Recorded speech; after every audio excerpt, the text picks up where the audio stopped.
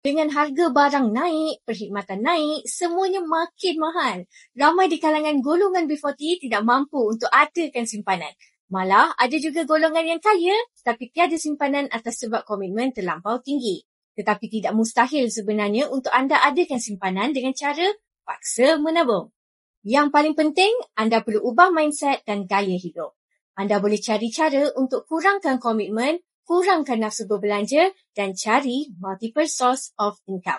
Terdapat beberapa strategi untuk anda adakan simpanan.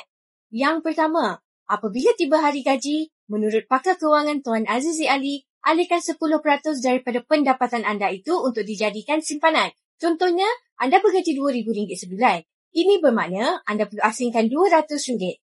Paksa diri anda untuk menabung dan tolak perbelanjaan yang mungkin bagi kita nampak kecil tetapi yang sebenarnya nilainya besar apabila terkumpul. Simpanan ini perlu dijadikan keutamaan kerana kita tahu nilai ringgit ini semakin lama semakin mengecil dan ramai rakyat Malaysia tidak mempunyai simpanan walaupun RM1,000. Jika anda ingin jadikan emas sebagai salah satu portfolio simpanan, pastikan anda juga mempunyai simpanan berbentuk duit sekurang-kurangnya 3 bulan pendapatan sebagai dana kecemasan.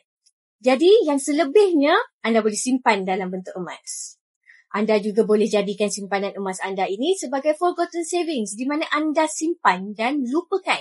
Anda ada pilihan untuk bersusah-susah sekarang dan senang kemudian atau senang-senang sekarang dan susah di hari tua nanti di mana waktu itu kudrat untuk bekerja pun dah tak ada.